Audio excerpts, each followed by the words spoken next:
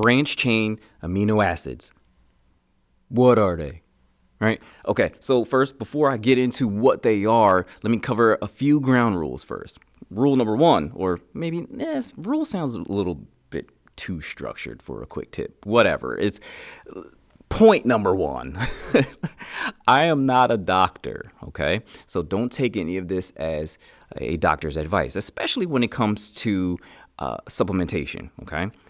Ask your general practitioner, ask your doctor whether this thing is particularly good for you or not. Well, in this case, branched chain amino acids, BCAAs, aminos. Ask your doctor, because I am not a doctor, okay? Two, a lot of the advice I give is based on my client's experience and based on my experience, okay? So a lot of this stuff is experiential, if I said that word correctly. But it also stems from years and years of read studies. So I'll read the studies on certain supplementation, right, or certain exercise modalities, and so I'll look for the studies, and I'll gather the data and gather the information, and then I'll make my best judgment in interpretation thereof. I will also go to additional doctors who do this for a living and ask their advice. My advice basically comes from research and experience. So it's a nice little combination of both, okay? And the last thing really is just I often experiment. So I will often, it's with myself, right? I don't experiment with my clients. I experiment with myself. Well, sometimes I experiment. Depends on, anyway, I often will experiment with myself when it comes to certain supplementation, because rarely do I suggest supplementation to my clients, okay? So those are pretty much like the three, again, they're not ground rules, whatever, but they're like 3 points to keep in mind. How about that? So, branched chain amino acids, what are they, right? They first and foremost, they break down into 3 things. There are 3 items, 3 nutrients that your body does not produce, right? So you have to get them from external sources, right? So you have leucine, isoleucine, and valine, right? Those 3, once again, you got to get them from outside. You got to get them from actual supplementation or from your food, right? From your food. And they don't break down. So they break down in your muscles. They don't break down in your liver like other nutrients tend to do. So this one is a little bit different. So what do they do here, right? So they promote muscle building, especially leucine. They help promote muscle energy, right? So they kind of give you an energy boost. That would especially be with isoleucine, and they help regulate blood sugar, or they could help regulate blood sugar, and that's especially with valine, right? Also, in addition to all that, they also could help in post-workout recovery, especially as it pertains to the DOMs. Dun. Yeah, as it pertains to the DOMs, and they also boost exercise performance, okay? I myself have taken BCAAs for years, on and off for years, and I've run, a few experiments on myself with them. And what I found, I found them not to be junk, okay? Right?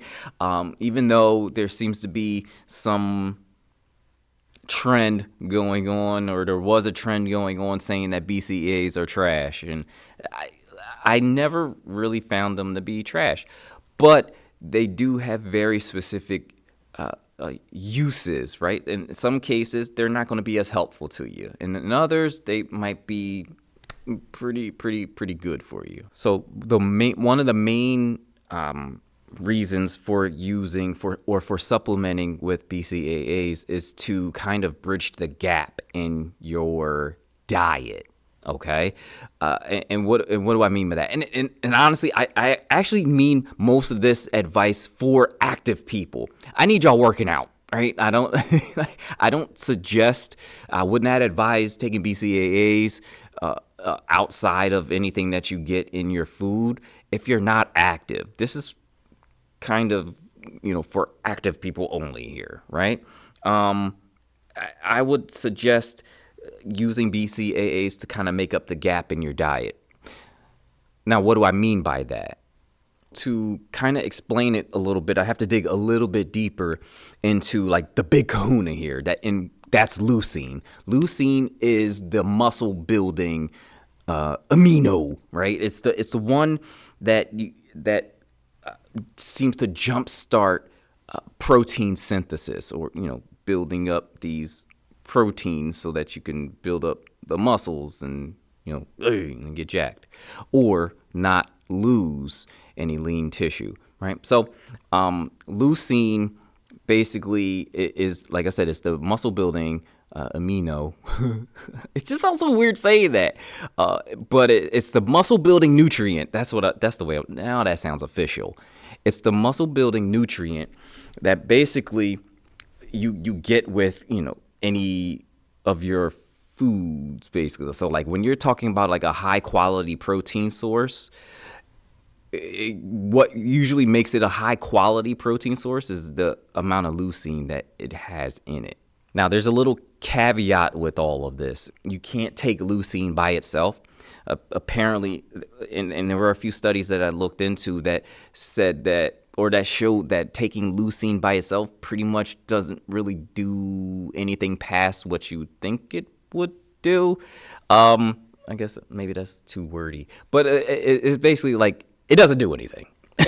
Right? So it has to be all in balance, which makes perfect sense, right? Like the body in general operates based on balance, rhythm and balance, right? At least that's the way I see it.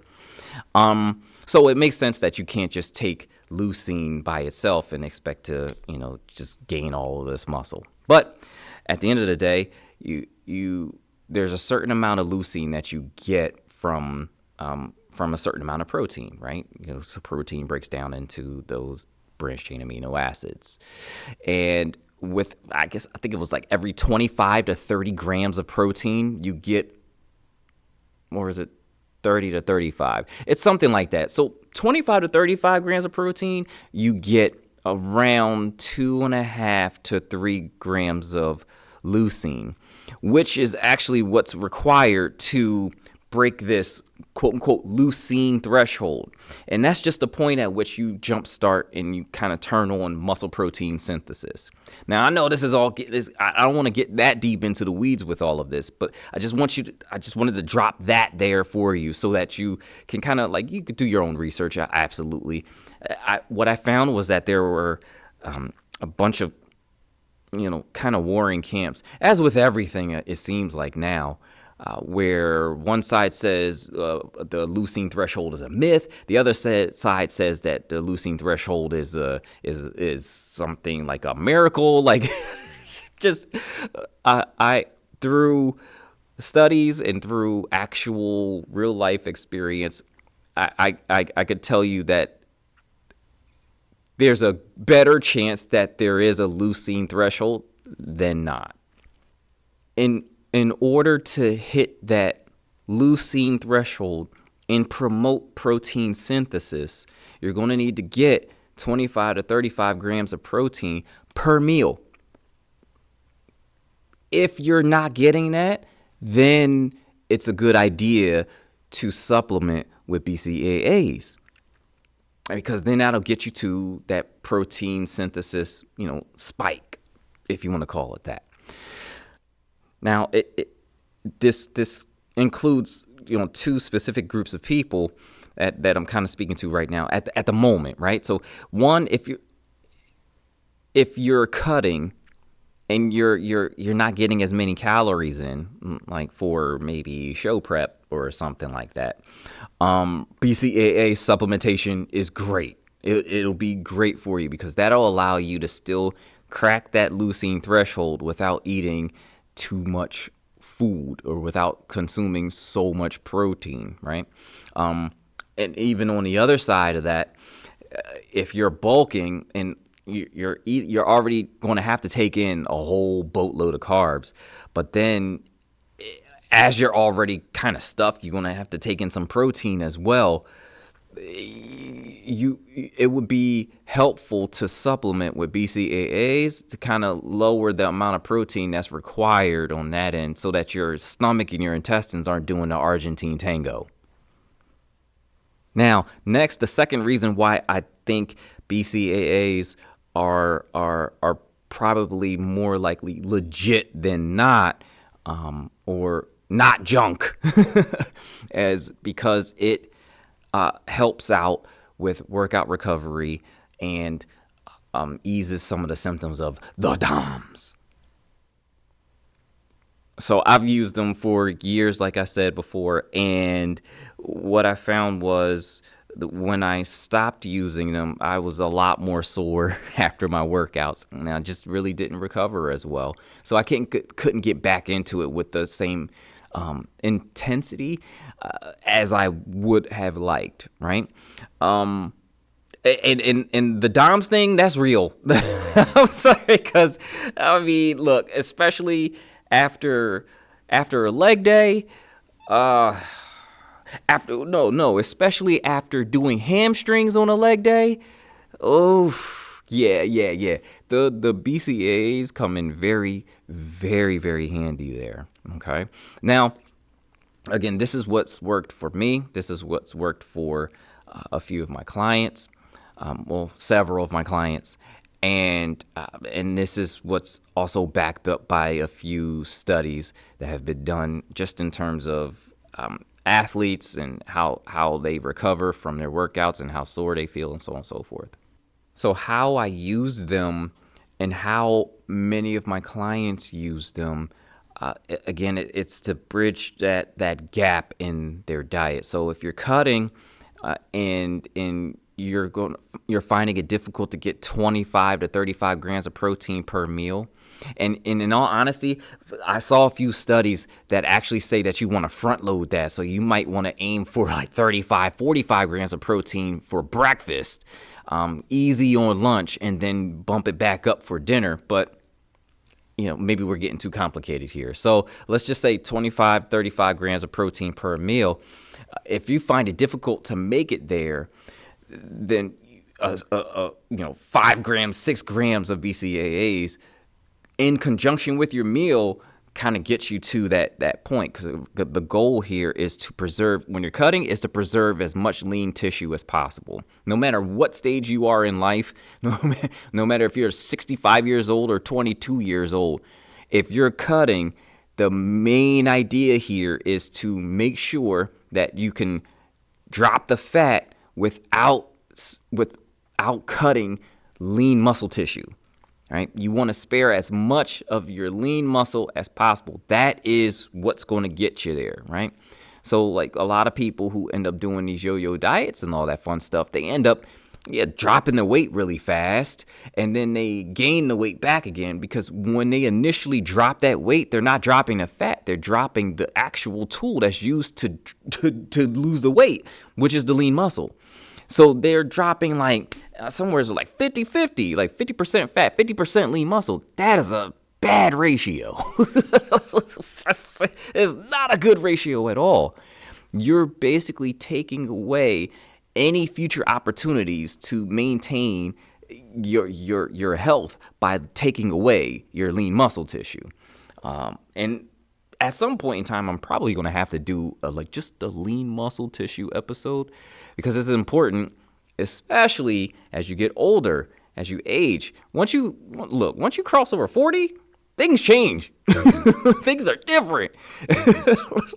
I wish somebody told me that. But anyway, things become very, very different. And the focus should be different then. The focus should be on maintaining as much lean muscle and or building up some lean muscle tissue, right? So when you're trying to cut some fat, you want to spare the lean muscle, you want to add in some BCAAs in your diet. And that's typically what I end up doing. The next thing, I'll do BCAAs, and this is an idea, like how to use them. You want to kind of use them around your workouts, okay? Just a little bit, maybe 5-6 grams before your workout, right? Now, I know some people tend to, put it in a drink and drink it during. I, believe it or not, haven't found that much. Now, for some people, it made no difference. Others, they definitely had to drink it before the workout. Just in terms of the amount of soreness that they felt afterwards. Okay. No one seemed to, and I didn't feel this myself either. No one seemed to get an exercise like performance boost from them. So it doesn't seem to be that great of a performance boosting supplement. That's not saying that it couldn't be. I haven't seen it. Okay. But those are the ways, the reasons. That's how you would do it. So it's just like, put it in your pre-workout if you want to. Depending on how long it takes for you to get your pre-workout in. Get the whole pre-workout in before you work out, have some BCAAs in it, and then just go to town, right? So those are the two ways that I would do it, right? To bridge the gap in my diet. So if I'm not getting enough protein in each meal, then I want to supplement with it then, and supplement with it before a workout. It'll help ease up some of that soreness that I can't stand. But gotten used to, but just not on the hamstrings. So that's the quick tip. All right. So BCAAs, not junk. So if you like this segment, here's another one for you. Click over here. And if you want the entire podcast, go this way. Click on that one right there. And once again, I appreciate you. All right. You take it easy.